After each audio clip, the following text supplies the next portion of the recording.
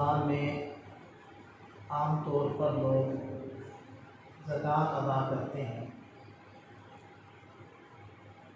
بعض لوگ یہ سمجھتے ہیں کہ شاید رمضان کا مہینہ زکوٰۃ کا مہینہ ہے۔ یہ چیز غلط ہے۔ صرف رمضان ہی نہیں، اس کے علاوہ بھی کوئی مہینہ زکوٰۃ کا مہینہ نہیں ہے۔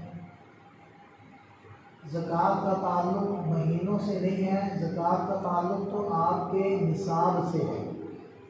جس دن آپ کا نصاب پورا ہوگا اس وقت آپ کے ذمہ زکوٰۃ کا ادا کرنا فرض ہوتا ہے۔ اگر ایک صاحب کا نصاب شروع رمضان میں ہوا تھا تو ٹھیک ہے، اگلے رمضان میں اس کا نصاب پورا ہو رہا ہے اور اس کے ذمہ ادائیگی فرض ہے۔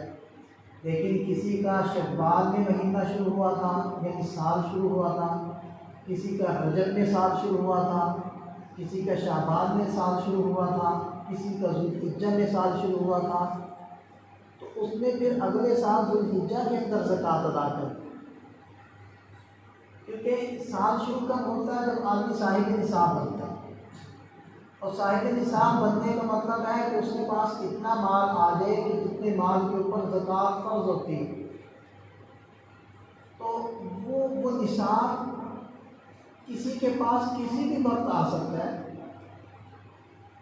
اب وہ نصاب بننے کی یا پیسہ آنے کی شکلیں مختلف ہیں، آپ سب جانتے ہیں۔ کاروبار میں کوئی اتنا نفع ہو گیا کہ وہ صاحب نصاب بن گیا، پہلے نہیں تھا، پہلے مقروض تھا، اب قرضے بھی ادا ہو گئے اور اس کے پاس پیسہ بھی بچ گیا، اس کو وراثت میں مل گیا، اس کو ہدیے میں مل گیا۔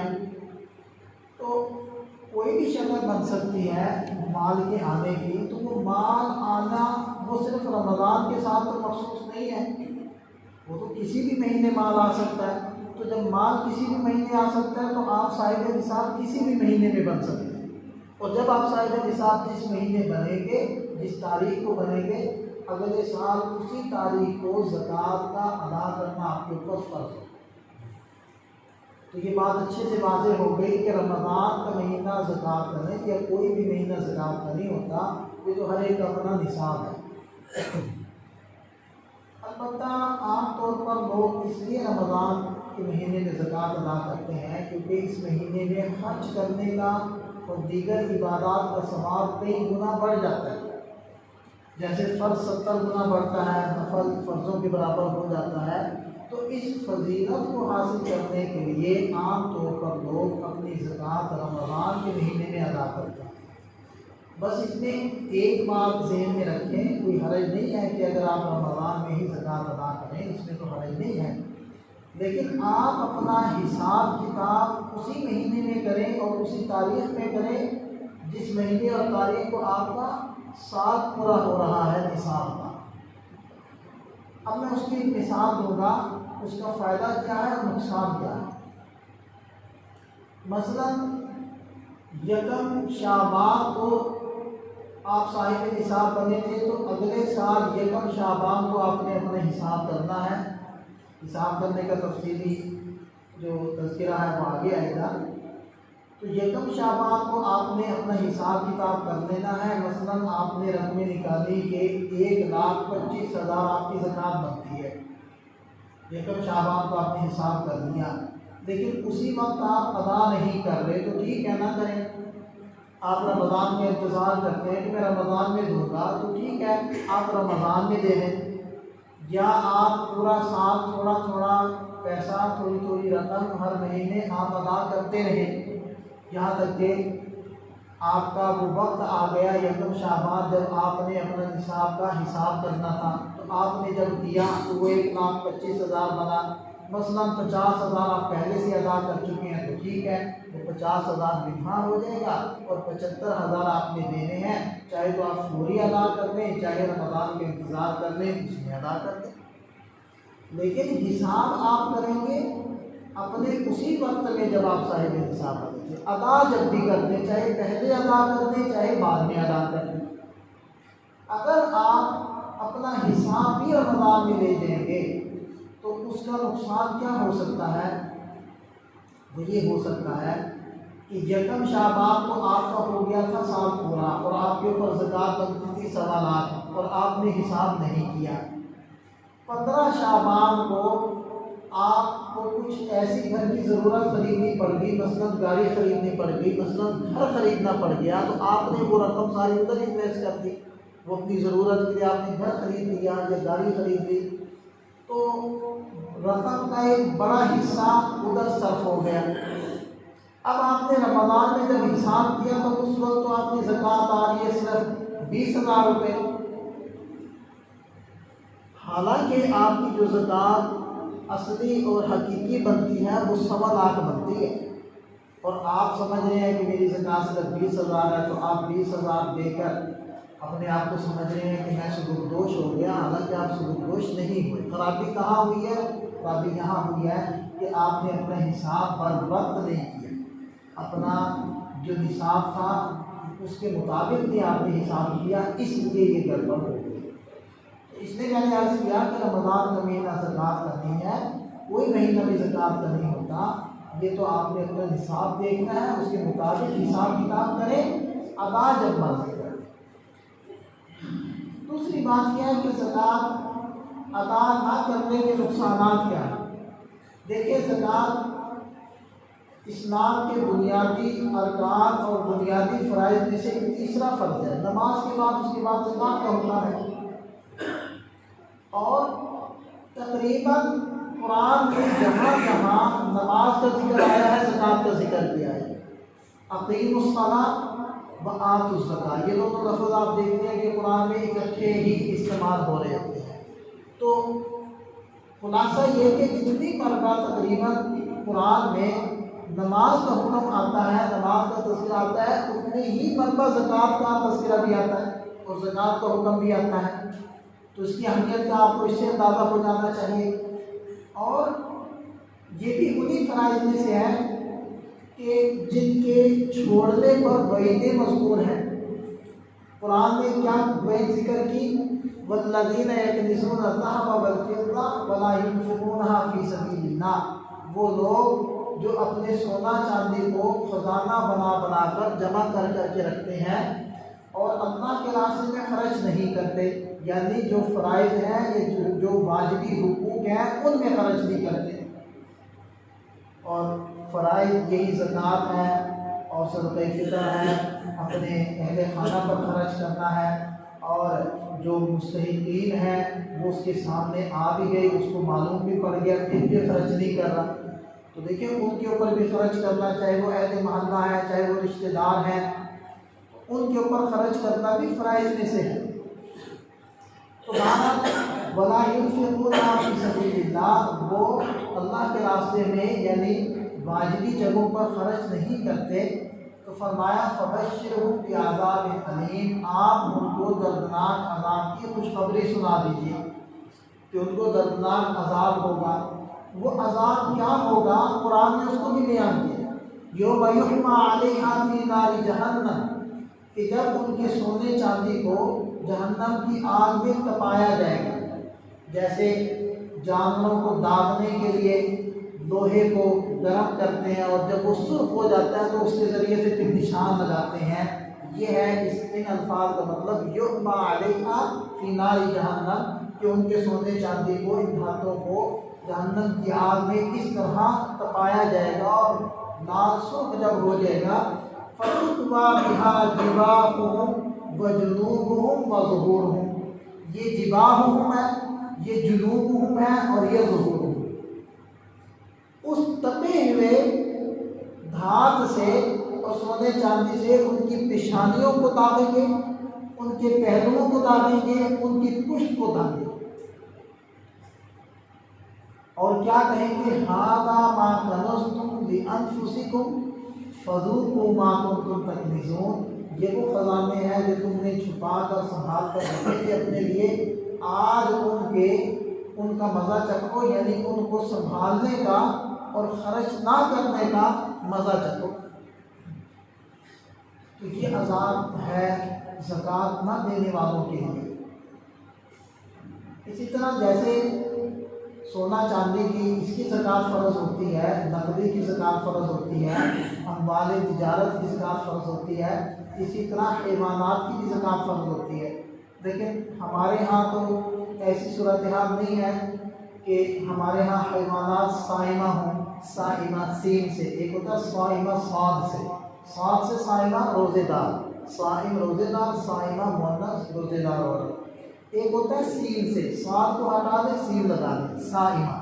صائمہ کہتے ہیں ان حیوانات کو جو سال کا اکثر حصہ قدرتی چراگاہوں میں چر کر اپنا پیٹ بھرتے ہوں، جیسے لوگ جنگلوں میں، جیسے لوگ صحراؤں کے اندر جانور بھیڑ بکریاں پالتے ہیں، یا آپ کے بلوچستان کے اندر لوگ بھیڑ بکریاں پالتے ہیں، تو وہاں تو کاشتکاری نہیں ہوتی تو وہ پہاڑوں میں لے کر نکل جاتے ہیں، صبح سے شام تک، شام کو واپس آتے ہیں، تو وہی جڑی بوٹیاں، وہی پودے وغیرہ وہاں جو اگے ہوتی ہیں اس کو کھا کر وہ گزارا کرتے ہیں۔ یہ جانور کہلاتے ہیں صائمہ۔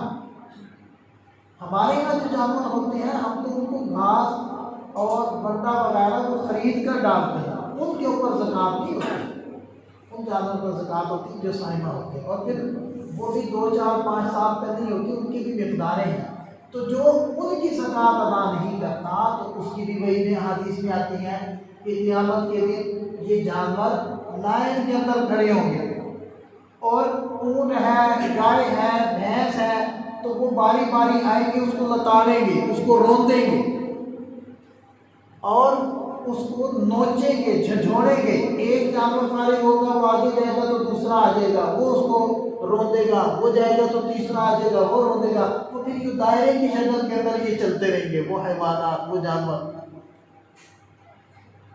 تو یہ اس کو زکوٰۃ ادا نہ کرنے کا نقصان ہوگا، پھر قیامت کے دن عذاب ہوگا۔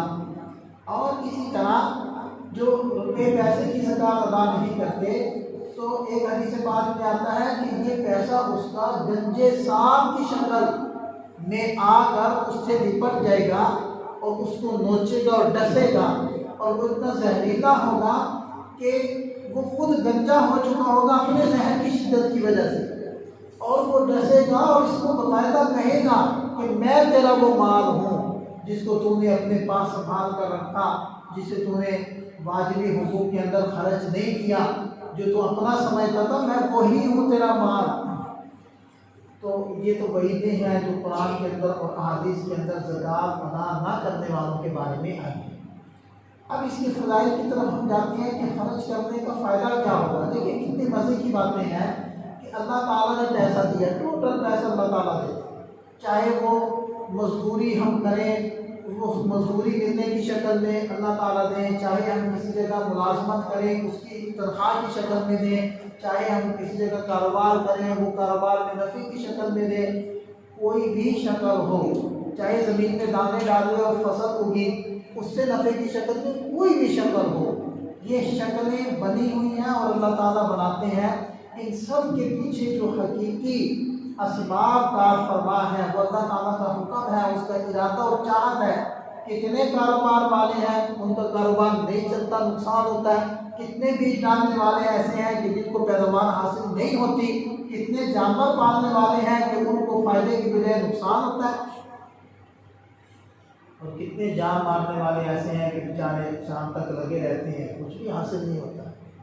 تو جس شکل میں بھی رزق ملے وہ دینے والی اللہ ہے، تو اللہ تعالیٰ ہمیں رزق دیتے ہیں، وہ دے کر بھی فرماتے ہیں کہ اس میں سے صرف 40واں حصہ تو میرے راستے میں خرچ کرو، یعنی 40 میں سے 1 روپیہ اور 100 میں سے 2.5 روپے، بقیہ سارے تمہارے۔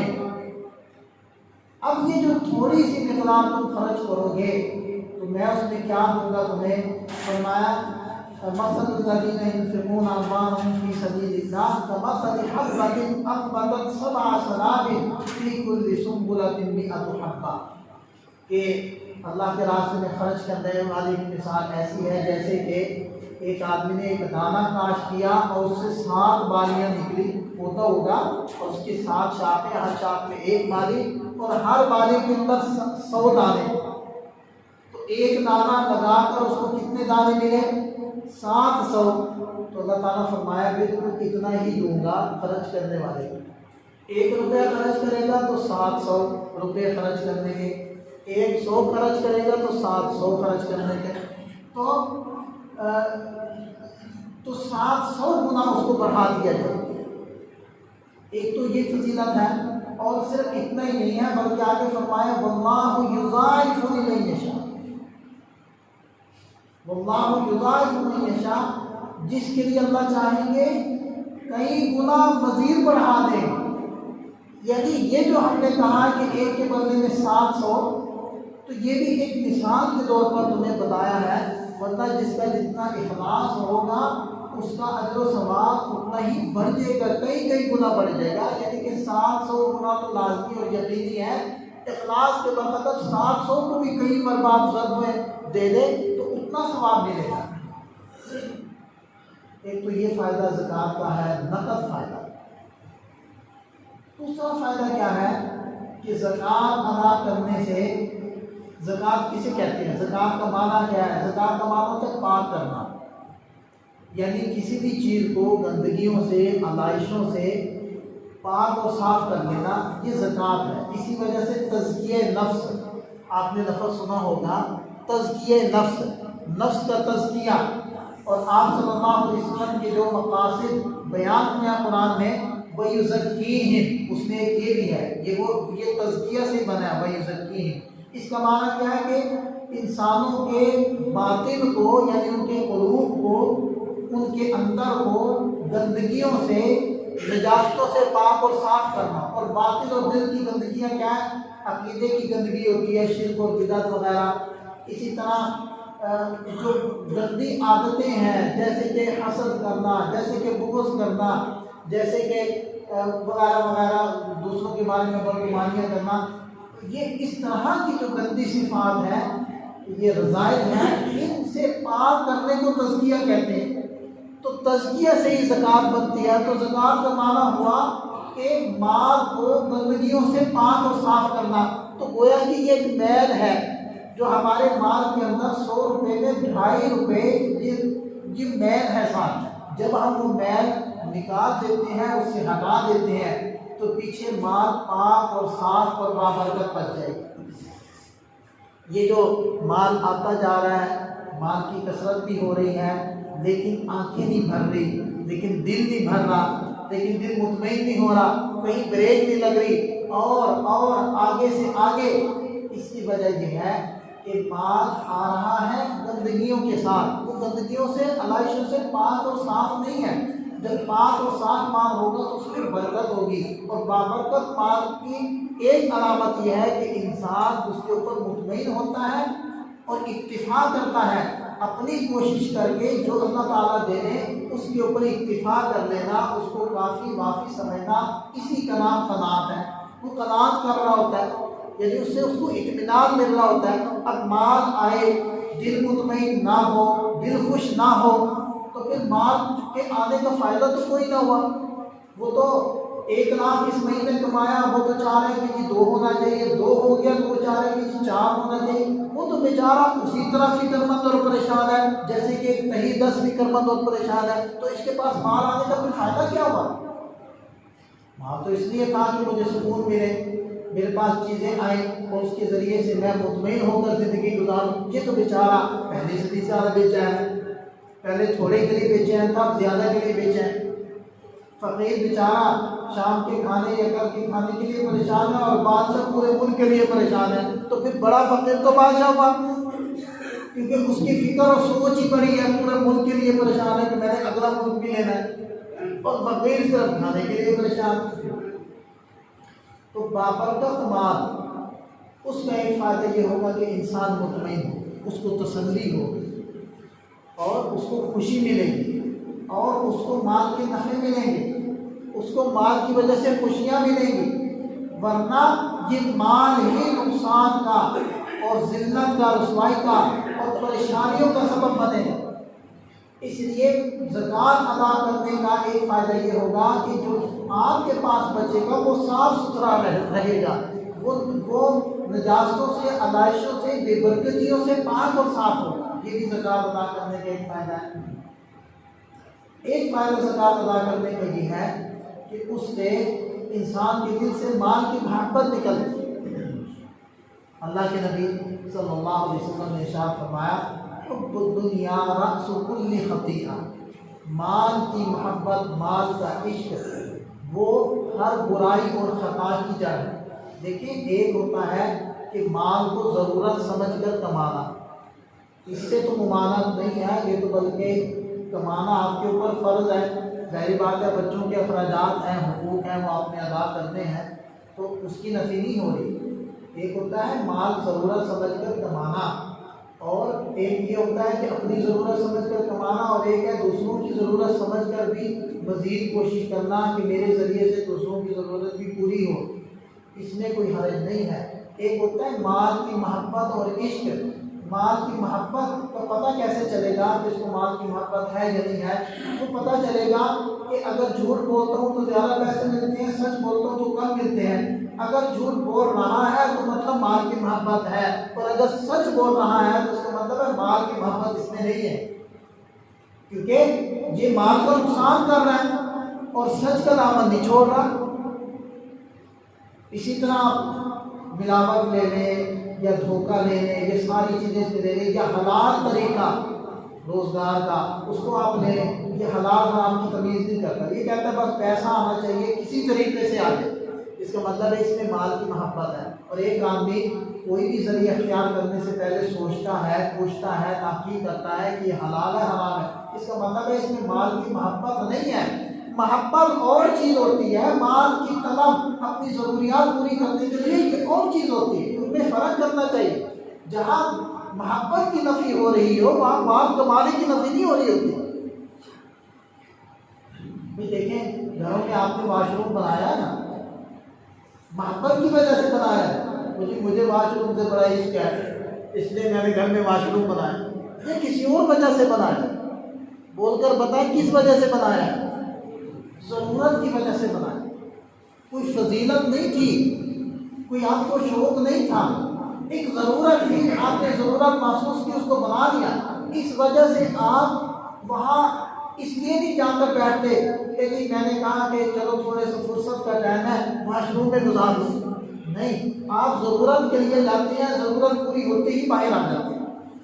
تو بالکل یہی چیز ہے کہ ہم نے اس کو ضرورت کے لیے کمانا ہے اور لازمی کمانا ہے، یہ تو فرض ہے، لیکن اس سے محبت نہیں کرنی، اس سے عشق نہیں کرنا۔ دوسری مثال آپ کو اس کو یوں سمجھیں کہ جو علامہ رومی رحمۃ اللہ علیہ نے اپنے اشعار میں جس کو بیان کیا ہے، آب اندر زیر کشتی کشتی اس، آب در کشتی حالانکہ کشتی اس، کہ پانی کشتی کے چلنے کا ذریعہ اور سبب ہے، اگر پانی نہیں ہوگا تو کشتی نہیں چلے گی، لیکن پانی کا کشتی میں گھس آنا یہ کشتی کی ہلاکت کا ذریعہ ہے۔ بس یہ سمجھ لیں کہ مال ہماری زندگی کے لیے اتنا ہی ضروری ہے جتنا کشتی کے لیے پانی، لیکن اس کا ہمارے اندر گھس آنا، ہمارے دل میں گھر کر لینا اتنا ہی نقصان دہ ہے جتنا کہ کشتی میں پانی کا گھس آنا، جتنا وہ نقصان ہے۔ تو اس مثال سے بھی آپ کو بات واضح ہو گئی ہوگی کہ ایک چیز ہوتی ہے کہ اس سے عشق اور محبت ہونا، تو جو نفی کی جا رہی ہے وہ محبت کی جا رہی ہے، مال کمانے کی نفی نہیں کی جا رہی۔ اس لیے زکوٰۃ ادا کرنے کا ایک بہت بڑا جو فائدہ آپ کو ہونے والا ہے وہ کیا ہے کہ آپ کے دل سے مال کی محبت نہیں۔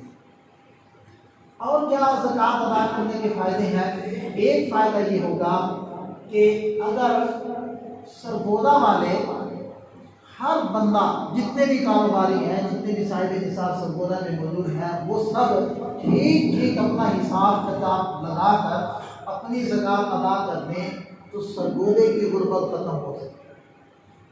سرگودا کے اندر کوئی بھی غریب اس وجہ سے مانگنے والا نہیں ہوگا کہ اس کے پاس کھانے کو نہیں ہے، ہاں اس نے اس کو پیشہ اختیار کر لیا، پیشہ ور ہے تو وہ ایک الگ بات ہے، لیکن اس کو حاجت نہیں رہے گی۔ اسی طرح فیصل آباد چلے جائیں، فیصل آباد والے ادا کریں، اسی طرح لاہور والے ادا کریں، اور آگے بڑھ کر اگر پاکستان والے جتنے بھی صاحب نصاب ہیں سب صحیح اپنی زکوٰۃ ادا کریں تو پاکستان میں غربت کا نام و نشان نہیں رہے گا۔ یہ کتنا بڑا فائدہ ہے، یہ اللہ تعالیٰ کا بنایا ہوا سسٹم اور نظام ہے۔ آپ دیکھیں کہ کتنے فیصد لوگ ہیں جو اس چیز کے مستحق ہیں کہ ان کو زکوٰۃ دی جا سکے، کتنے فیصد ہے؟ اور پھر آپ جا کر دیکھیں کہ کتنے فیصد لوگ ہیں کہ جو صاحب نصاب ہیں، تو آپ کو لگے گا کہ 60% ہمارے صاحب نصاب لوگ ہیں اور 40% یا اس سے بھی کم ایسے ہیں کہ جو مصرف ہیں جہاں ہم نے زکوٰۃ ادا کرنی ہے۔ تو 60% اگر اپنے مال کا 40واں حصہ دیں گے تو یہ 40% کے لیے کافی ہوگا۔ یہ ایسا اللہ تعالیٰ نے نظام بنایا، تو یہ بھی زکوٰۃ ادا کرنے کا ایک فائدہ ہے۔ اور دیکھیں کہ یہ جو چھینا جھپٹی اور یہ جو چوری چکاری، یہ جو چیزیں پیدا ہوتی ہیں نا، یہ ہم ایک رخ تو دیکھتے ہیں تصویر کا کہ جی لوگ ایسے کر رہے ہیں، لوگ لوٹ رہے ہیں دوسروں کو۔ کبھی یہ بھی کسی نے سوچا ہے کہ اس کے اسباب کیا ہے؟ وہ بندہ بھی تو ہماری طرح کا انسان ہی تھا، انسان ہی ہے، وہ بھی تو کسی ماں کا بیٹا ہے، کسی باپ کا بیٹا ہے، وہ بھی تو کسی خاندان کا ایک فرد ہے۔ وہ کیوں منہ چھپا کر دوسروں کو لوٹنے نکلا ہے؟ کوئی مجبوری تو اس کو بھی تھی نا۔ تو جہاں تک لوگ پہنچ رہے ہیں، آخر بھوک ہے وہ نہیں ختم ہوتی، اور وہ بھوک پھر بہت ساروں کو ہاتھ پھیلانے پر اور بہت ساروں کو گلے کاٹنے کے اوپر مجبور کرتی ہے۔ تو اگر یہ زکوٰۃ صحیح طور پر حساب کتاب لگا کر بر وقت بر محل ادا کی جائے گی تو چوری چکاری میں بھی واضح فرق پیدا ہوگا، اور غربت بھی واضح طور پر ختم ہوگی، اور مال کی محبت بھی ہمارے دلوں کے اندر سے نکلے گی، اور ہمارا مال بابرکت بھی ہوگا جو ہمارے لیے سکون کا، خوشیوں کا، راحتوں کا ذریعہ بنے گا۔ اور بہت سارے زکوٰۃ ادا کرنے کے فضائل ہیں اور فوائد ہیں، تو یہ سارے فوائد ہمیں حاصل ہوں گے۔ اب ہم تھوڑا سی گفتگو کر لیتے ہیں کہ زکوٰۃ فرض کس پر ہوتی ہے۔ تو زکوٰۃ ہر صاحب نصاب پر فرض ہے، اور نصاب کیا ہے؟